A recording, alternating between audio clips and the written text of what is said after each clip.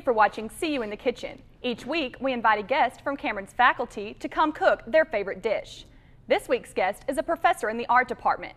She has exhibited throughout Oklahoma, the United States, and the world. She is originally from Connecticut, but she has worked at Cameron University for 23 years. She was recently inducted into Cameron Faculty's Hall of Fame for her amazing accomplishments in teaching and professionalism. Her husband is Benson Warren, and the two have twin boys. Thank you for coming today. No, thank you. I'm glad to be here. Before we begin, I would like to ask you about your passion for creating art. What made you interested in art growing up in Connecticut? So many things were a part of that decision. You know, I lived by the ocean, so I was intrigued just with nature, and, you know, I used to collect a lot of shells. I used to collect anything that moved, so I just started observing these little creatures, and I would draw them endlessly. So almost like a scientific approach more than an artistic approach. What was it like going from the ocean to Oklahoma? Well, actually, I went to Lubbock, Texas. For my MFA, I went to Texas Tech University. It was a shock, but, you know, I really actually loved Lubbock, Texas. You know, I had a great time there. And when I found that Cameron University was looking for somebody to teach drawing and printmaking, I applied because I wasn't really ready to go back to the east. I wanted to stay in the Southwest. In the past, you have described your concern for paying such attention to detail in your art. What makes you so concerned with detail? Again, I think it goes back to my love for observation. I really like to see how things are put together and how they form other little intricate shapes. So I think it goes back. Also, I think it goes back to my heritage. Both of my parents are from Greece, and my mother did a lot of needlework. So, you know, she taught me a little stuff about that, and I think just paying attention to detail just kind of ventured into art. Have you visited Greece? Yes, I have. Tell me about visiting Greece. Oh, it was an experience. I went there with my family twice, and then I went when I graduated from high school, spent some time there, lived with my grandparents, and it was a great experience. Probably the most best experience I had there was being with my relatives and, you know, just learning the culture there and being a part of the country. It was really a great experience. Do you know how to speak Greek? Well, I understand it better than I speak it. Okay. Tell me about raising twin boys. I had my sons when I was 34, so I had nothing to compare it to. So when I had two, everybody said, oh, you know, that's going to be crazy. How are you going to take care of two? Well, I came back, I said, well, I've never had one child, so you know, this will be a learning experience, and it's been wonderful. They are really amazing boys. They love to learn. They're artistic as well, too. They read, they write. They're interested in nature as well and animals. So, you know, we have a great family of 4 artists, really. How old are your sons? They are 14. Was it important to you and your husband that your sons experience art in some way? Yeah, I think so. I mean, we live out in Cache. We have about 27 acres of land, so there's a lot to do out there, and, you know, we've got a lot of things for them to keep busy, and, you know, and they come to my studio a lot and watch me draw, and so they've learned from me just watching me. What types of art do you like to do? Drawing, painting? Well, I do a lot of drawings. Okay. I paint occasionally, but I do more drawings, and my drawings are very highly polished and finished, so they do resemble paintings. Oh, wow. Okay, well, today you brought us a dish. Yes, I have. What is the name of this dish? Well, actually, it's something that I made up. It's a combination of an American dish and a Greek dish. Okay. And so I've kind of take both flavors and combined them. And what it is red cabbage. Okay. We chop up the cabbage really fine, and then we, of course, clean the carrots and chop them up real fine. And then I put garlic in there, which is, you know, garlic is a great ingredient in the country of Greece, and also it's very good for your heart. So garlic is very good. And plus I use Kalamata olives. Those are Greek olives as well. And I toss that in the salad too.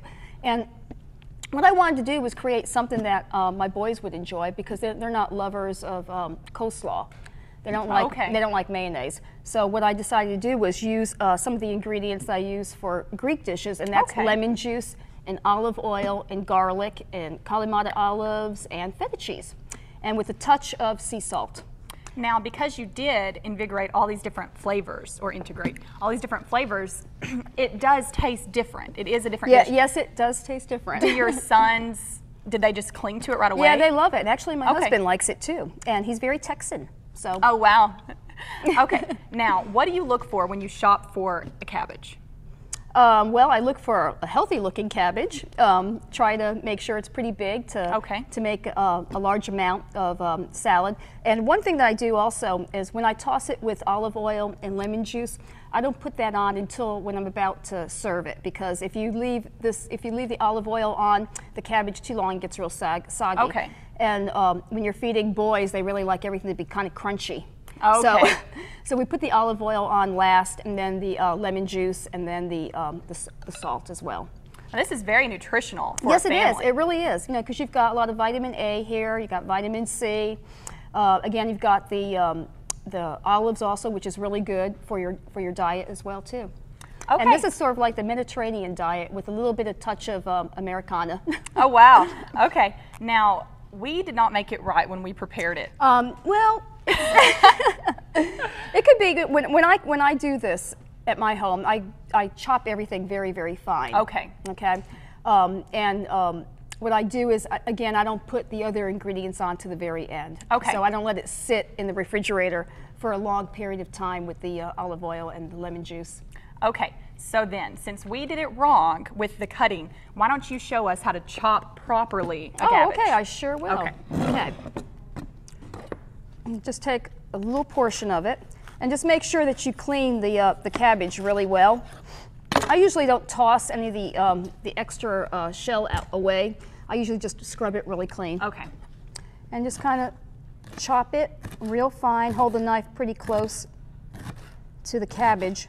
And you can see it's starting to get really fine. And then I take the rest of this, gather it, and chop it more until it's very, very fine. And it brings out the flavors too, if you chop it finer. If you just kind of chop it too big, you know, you're not really getting all the flavors combined. And you just chop it. You could use a food processor too. Okay. You don't have to use it by a knife. Okay. I think the reason why we got confused, and maybe why the people at home would get confused, is because when you see a salad, it's usually lettuce, and so they're big on pieces. Right. But this is not like that at all. No, no, no. Okay. This is, the texture is supposed to kind of be very similar to like coleslaw. Okay. Okay.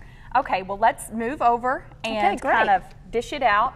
Why don't you tell us what made you choose this dish? Why is this your favorite dish? Well, partly again, it's because you're raising my boys. Boys are real picky on what they eat. So I really tried to make this very inviting for them. So I would take a lot of Greek dishes and American dishes and just mix them together. Okay. And just avoid certain types of like mayonnaise, ketchup, anything that kind of runs, that's kind of runny. And I just started, just playing around with it, and they started eating this. They were about maybe 4 or 5 and loved it. And my husband really liked it too, so it becomes kind of a favorite dish now. Okay. Now, why don't you tell us, if you were going to maybe tell a student why they should come to Cameron to do art, what would you say? Well, first of all, if we have very high expectations in the art department, and we would like for the students to be very dedicated and motivated to the process of making art, because it does require lots of time and work. And another thing that I would say, if you are willing to explore new techniques, willing to be creative, the art department is the best place to come, because all of us are very professional, all of us love to teach, and all of us make art as well. So it's a great place to be. Well, thank you so much for you're visiting welcome. us today. Thank you for watching this episode of See You in the Kitchen. If you're looking for a college to go to experience art, maybe you should think about Cameron University. It's a great place to be. I'm Jory Palmer.